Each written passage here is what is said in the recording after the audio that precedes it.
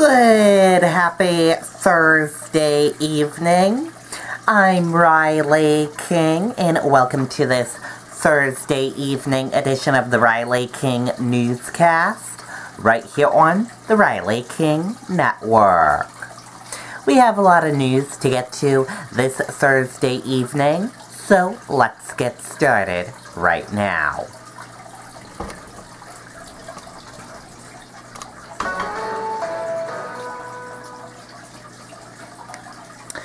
First up, New Hampshire Circuit Court system puts eviction cases on hold for counties with high transmission rates. Let's take a listen to that video from WMUR News 9.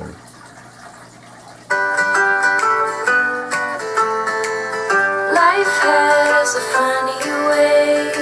With a new eviction moratorium now in effect in New Hampshire, the circuit court system is putting some eviction cases on hold. The partial pause will cover tenants in Hillsborough, Rockingham, and Strafford counties where transmission rates are high or substantial. Those transmission rates can change from day to day, so the courts will be updating those counties as needed. To qualify, tenants have to provide a declaration to their landlord that shows they are in compliance with the new order from the CDC. Okay, and there you go on that video and that report.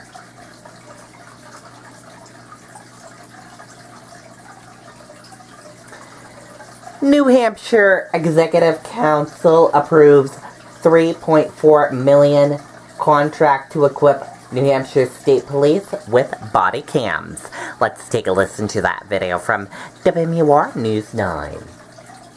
Well, New Hampshire State Police will be getting body cameras. The Executive Council approved a nearly $3.5 million contract today. Body cameras were one of the recommendations from the Commission on Law Enforcement Accountability, Community, and Transparency. The governor created that commission following the murder of George Floyd. He says he has implemented more than 20 other recommendations already. This is a key initiative that we've been discussing, and we're actually making it come to fruition today. And it's a big win for the Department of Safety, the state of New Hampshire, big part of our Lee Act reform. So just one of many things that we're doing, but I think something that I think people have been waiting for, and we're doing it right, really the right way with the right partnerships. Sununu speculates it could be several months before the body cams are in full operation across the state. Okay, and there you go on that video and that report.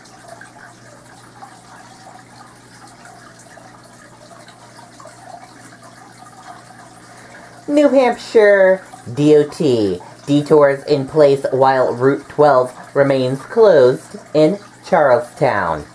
Let's take a listen to that video from WMUR News 9. Section of Route 12 in Charlestown remains closed this morning following flood damage from last week's heavy rain. DOT says the intersection of Route 12A and Almar Street will be open, backed up sometime next week. Drivers are asked to use Route 5 and Route 91 in Vermont in the meantime. DOT is also making emergency repairs to a bridge over Cold Brook in Leominster. Okay, and there you go on that video and that report.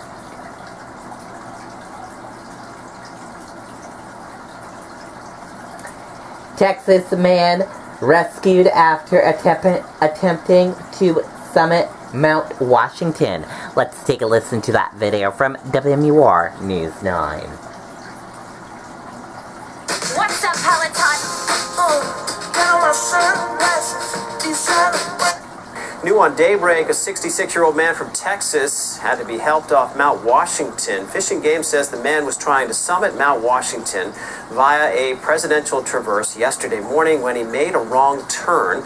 He did not have a flashlight, map, or compass. And after calling for help around 9:30 last night, he decided to sleep there, that night I should say. By 6:30 the next morning, he determined that he was unable to continue and called for a rescue. Conservation officers were able to help him to the summit that afternoon. Fish and Game recommends the man pay for the cost of the rescue because he was unprepared. Okay, and there you go on that video and that report.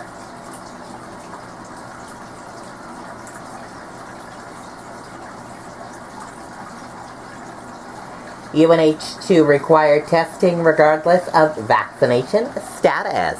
Let's take a listen to that video from WMUR News 9. While state law prohibits us from requiring vaccination, I can't stress enough how important vaccination is for the health, safety, and yes, even the lives of our community. In this video message on Facebook, the University of New Hampshire president tells students and staff that they will be tested for COVID-19 when they arrive for the fall semester, regardless of vaccination status. Through September, those who are vaccinated must get tested every other week. Students who are not or don't report their status must get tested twice a week, and once a week for employees who are not fully vaccinated or don't report their status. It means Emily Duffy, who commutes to UNH from Epsom, must get tested despite being vaccinated. Well, at first I was a little bit miffed because, of course, it's annoying having to walk all the way to the MUB and get testing. And then I remembered that at the end of the day, it just means that everybody in the community will be a little bit safer. The university president says it's meant to keep everyone safe in light of the Delta variant, which in rare cases has infected vaccinated people and the uptick in cases across the country. Anyone who's not vaccinated should follow recommendations by the Centers for Disease Control. UNH will not require masks or physical distancing, and there will be no limits on gathering sizes inside or outside. Okay, and there you go on that video and that report.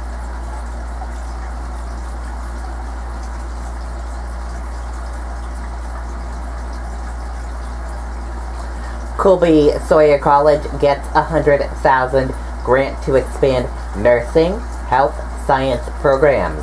Let's take a listen to that video from WMUR News 9. A big financial boost on the way for Colby Sawyer College in New London.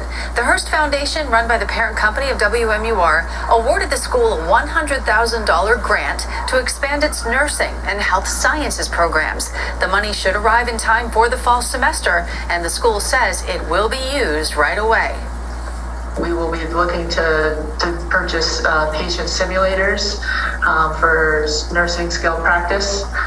We will also look to purchase a medication dispensing system that has simulated medications for our students to use. The timing of the grant is especially helpful for Colby Sawyer. It says its nursing and health sciences programs are seeing a boost in enrollment. Okay, and there you go on that video and that report.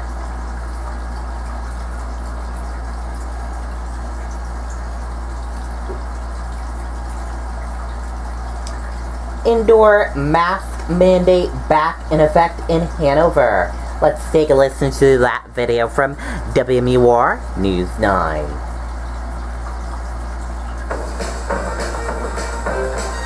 It's real important to work with people that you can trust. Effective immediately, if you're indoors in Hanover, you'll need to mask up. Meeting an emergency session, selectmen decided to reinstate the mask ordinance after seeing a spike in cases at Dartmouth. To see a tenfold increase, mind you, from 1 to 10, that sounds overly dramatic.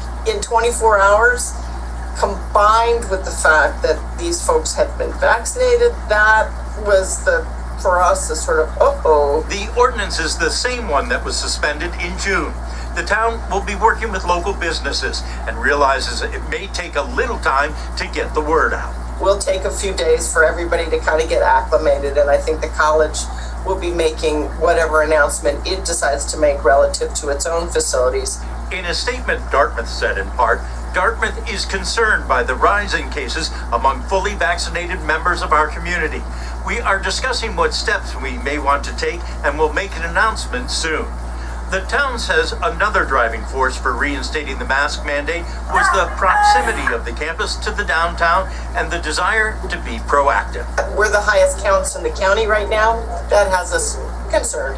One difference from the ordinance that was suspended, the reinstatement does not require people to wear masks outdoors, practice physical distancing, nor are there any limits on the sizes of gatherings. The town manager says she continues to monitor COVID numbers on a daily basis, and their hope is they will see those numbers start to decline in the coming weeks and will once again be able to suspend the mask ordinance. Ray Brewer, WMUR News. Okay, and there you go on that video and that report.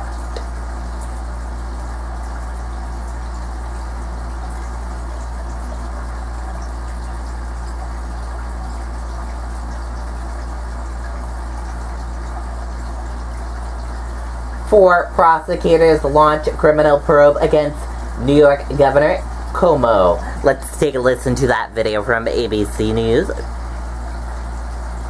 To New York Governor Andrew Cuomo, under investigation now by 4 state prosecutors after that blistering report found he sexually harassed 11 women, as pressure now grows for him to resign. Ariel Reshef is with us in Albany, New York, with the very latest. Ariel, good morning to you. Good morning to you, TJ. Legislators here are now weighing impeachment as the governor is in the fight of his political life. And now we know that he is facing those criminal investigations as well as an impending lawsuit from one of his earliest accusers. This morning, calls intensifying for New York Governor Andrew Cuomo to resign as lawmakers weigh impeachment. Now, 4 separate prosecutors across the state launching criminal probes after that blistering report found he sexually harassed 11 women. The Albany District Attorney releasing a video statement encouraging other victims to come forward. The prosecutors requesting evidence from the New York Attorney General as they examine potential crimes. Investigators interviewed 179 people over 5 months, including Cuomo himself. They reviewed more than 74,000 pieces of evidence, including documents, emails, texts, audio files, and pictures. One piece of evidence, this selfie reportedly taken at the governor's request, moments after he allegedly groped an executive assistant. The governor hugged executive assistant number 1 and reached under her blouse to grab her breast. There were also several occasions on which the governor grabbed her butt.